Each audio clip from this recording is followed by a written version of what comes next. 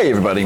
The main reason I'm shooting this video is for my regular viewers who know that I mentioned recently that I had some issues with my Discus and I saw some white spots on them, and then I have not followed up since then. So if you're new to my channel, that's basically what's been going on. I had a problem with my Discus. I made a very short cryptic video suggesting something was wrong, and I never went into any kind of detail as to what. I've had a rough couple of days and I haven't had a time to sit down and do any updates or anything. So today we're going to go over pretty much everything that's been going on in my Discus tank, what I found out, how I treated it, why the fish are feeling better.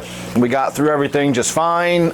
Well, we're not out of the woods yet, but I'm willing to say I can see light between the trees at this point, and I think we're going to be just fine. And so I'm going to try to catch everybody up to date on what's been going on. I will later shoot some more videos specifically about treatment of the disease, what the disease is, how to identify it, and that sort of thing. But tonight we're not going to get into all that. We're going to get into just sort of what happened in the fish tank.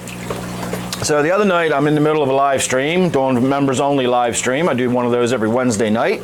And when we went to look at the Discus tank, it looked terrible. All of the Discus looked awful. Their color was really dark, their fins were clamped, their gill flaps were clamped. I started noticing white spots on several of them, and they just looked bad. I started looking around. I noticed that a few of the rainbow fish had some white spots all over them. Their tails were looking a little raggedy, a little bit like some fin rot going on the tips of their tails. They looked bad.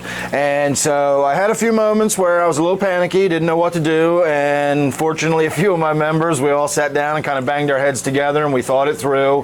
We were able to positively confirm that it was not ick. My first thought when you see white spots on a fish is that it's ick, which is sort of what it looked like, little sprinkles of salt.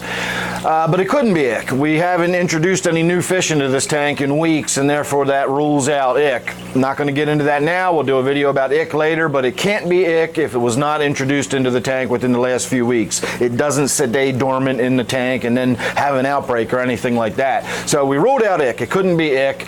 But there is something that does live in your tank all the time and will erupt into an outbreak if the conditions are right, and it's called Epistylus. And I've dealt with this before. I treated it as though it was ick before, and that ran me into all sorts of trouble. If you treat it like it's ick and you turn the heat up and use an ick treatment and all that stuff, it's just going to end in disaster. So you got to treat the disease properly, which means you have to properly identify it, which is what we were able to do. We also noticed that some of the disease was growing directly on the eyeball of the fish, and ick does not do that. Ick very, very rarely will ever actually be on the eyeball of the fish itself, and this disease clearly was on the eyeballs of the fish. So we had two absolute, we've just ruled out ick. It's not ick. It's got to be something else. And so the other thing that it is it's this Epistylus. And so I started treating for that. Made a miscalculation in my treatment. I was supposed to put 12.5 teaspoons in. I attempted to put 125 teaspoons in. Decimal points are very, very important. Everybody pay attention to what you're doing. Again, I was a little panicky at first. I was trying to, well, 125 teaspoons is about 2.5 cups, I believe, is what the machine thing in the other room told me. And so I was just pouring the ick medication in there, and about halfway through the pour I realized, like, that's not right. I'm supposed to be doing 12.5, not 125. And so by then the water in the aquarium was dark blue. I did a 25% water change more or less and left it at that. We called it a night, and I just went to bed hoping for the best in the morning. When I came down the following morning, I thought one of the Discus was dead. I really did. It was dark coloration, totally clamped fins, totally clamped gill flaps, lying on its side on the bottom, and I watched it for what seemed like an eternity before its mouth finally moved a little bit and its gill flaps moved a little bit, and I was like, all right, it's still alive. And so at that point I did another water change, and I started doing an update video for my members, and I saw something at that end of the tank that looked a little weird to me. It looked like some kind of gross thing in the corner, and I mentioned it in the video, in the update video, but I even said like, I'm not reaching in and touching that. It looks disgusting. And the more I thought about it, I'm like, if it's something that's disgusting in there, I should probably get it out. And so while I was doing the next water change, I reached in there and pulled it out, and what I discovered it was the rotted away, mostly skull, but still a little bit of meat left on it, skull of my snakeskin gourami that I totally forgot had been in this tank. So I had a roughly 9-inch fish die in this tank and rot away in the vegetation back there, and rot away till it was basically gone. And so what I think was going on, in fact what I'm almost 100% positive is what was going on, is while there was no ammonia spike in the tank, the ammonia was being dealt with by my very, very robust nitrogen cycle that I've got going on in this tank. The bacterial load in the water column was just going through the roof. All that rotting fish was bringing up, there's loads of bacteria in the water. And Epistylus is an organism that always lives in our tanks. And it's usually harmless because we don't have bacterial soups for this stuff to grow in. It feeds on bacteria in the water column.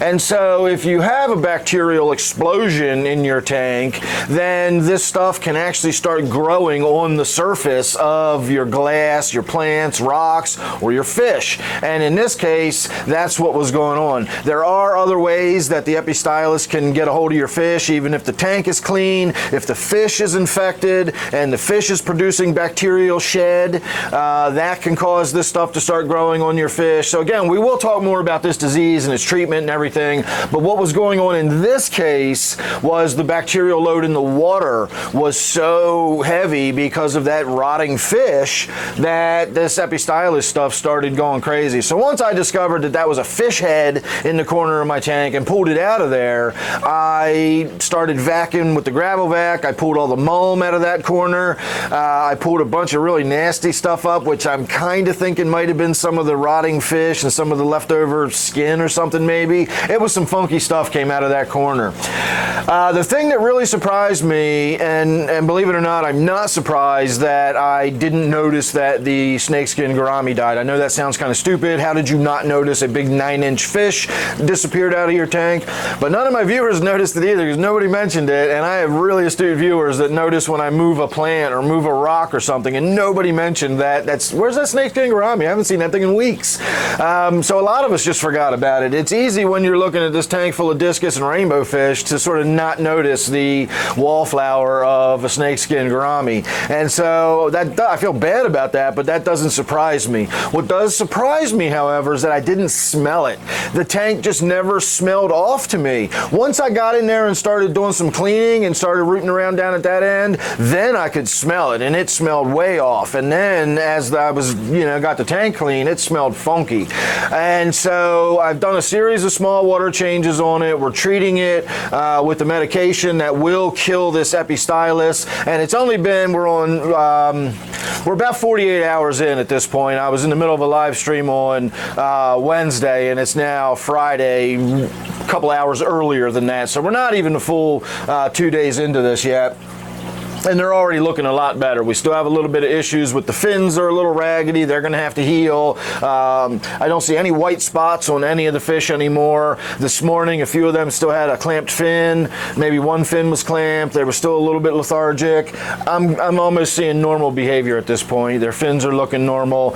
So again, we're not out of the woods. And, we are still seeing a little bit of issues. Again, the fins are a little bit still raggedy. We are still going to do some more water changes. We are still going to treat with medication for a few more days, but I didn't lose any of the discus. I did lose one of my chocolate zebra plecos. I'm not really sure what went on there or why I lost it. I'm gonna have to think more about that, but I did lose one fish during this episode, and it was one of those. Again, it's a bottom dweller, and that fish lived on the bottom at the end of the tank where the dead rotting carcass was. So probably not that big of a mystery what happened, just probably bacterial infection within the fish itself, just living in in that filthy water in that proximity, because there's so many plants and everything down there. There's just not a lot of water circulation. So the bacterial load at that end of the tank was probably much heavier than at this end, which has open water. I've got a couple of power heads. I got a lot of water movement down at this end of the tank.